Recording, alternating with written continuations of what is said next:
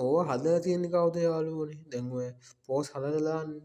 ඔය පෝස්ට් දැන් එනකොට ඔය FB එකට නේද?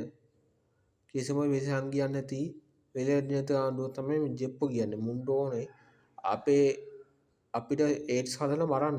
අපේ පරම්පරාව අනාගත පරම්පරාව මරන්න තමයි මුගේ ප්ලෑන් එක තියෙන්නේ. හරිද? මේ එහෙම නැතුව මේගොල්ලෝ මේ මිනිස්සුන්ට ආදරේ ඇති ජාතියක් නෙමෙයි. මේගොල්ලෝ මේ මිනිස්සු මරනවා, පඩි ගන්නවා. අන්න ඒකයි. මොකද අනුරට පඩිකාරී වුණු අසාධාරණයට ඌ දැන් තමයි පඩි ගන්නේ රටේ බලය අරන්.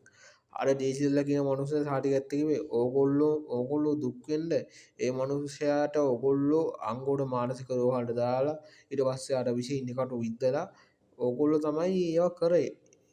ඇත්තටම ඒ මනුස්සයාට කිරිපිස්සවන්න තීලකන්ද ගෙදර කියන කෙනත් හදන්න මිනිස්සු බේර ගන්න. ජේසිල්ලා කියන පුද්ගලයාත් හදන්නේ ඒකයි.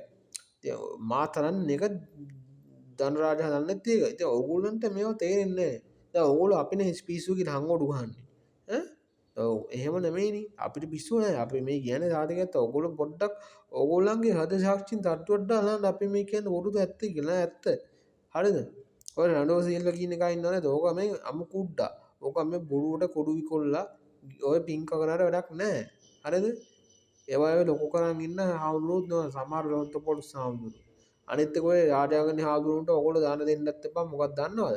මෙන්න හරියට අදින්නේ මේ ජෙප්පුන්ට. බොරුනේ මේක ඇත්ත. සුදා කෙනකට තෝකයන් ලැහැත්ති වෙලා ඉන්න. මොකද මේ ආණ්ඩුව පෙළනවා. ඌත් හරියට මේ ජෙප්පොන්ට කතා කරා යාළුවෝ. නෑ කියන්න බෑ. ඒකට සාක්ෂි තියෙනවා. හරිද? ඉතින් මේ සාගර කාර්යවසම් කියන මන්ත්‍රීතුමා එයා නීතිඥයෙක් නේ. එතකොට එයා මේ තර්ජනයක් කරන පොලිස්පතිතුමාට එයා කිව්වේ එයා අවවාද දුන්නේ වෝනින් කළේ. වෝන් එකක් දුන්නේ. තියෙනවද? නැතුව එයා මේ කිසිම තර්ජනයක් කළේ නැහැ. අනිත් එක මේ ආණ්ඩුවේ බලය පාවිච්චි කරලා එයාව නිකන් බොරුවට CID ගෙන්නුවා. ඔන්නෝකයි වැඩේ.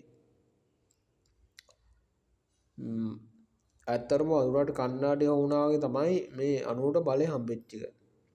අන්න ඒ හා සමානයි. අරුවට වඳුරට කන්නාඩි වුණා මොකක්ද කරන්නේ? විත්ත ඉන්නවා යන්න වගේ තමයි කරන්නේ.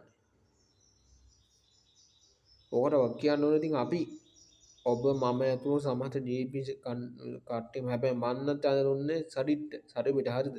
ඒ ඔයගොල්ලෝ එවෙලේ තීන්න එකට සරබි දෙමුම නම් අද මේ රටේ කවුරුත් මැරෙන්නේ නැහනේ. එහෙනම් සොරුටින් ඉන්නවනේ මිනිස්සු. එච්චර කතාව. හරිද? එච්චරයි.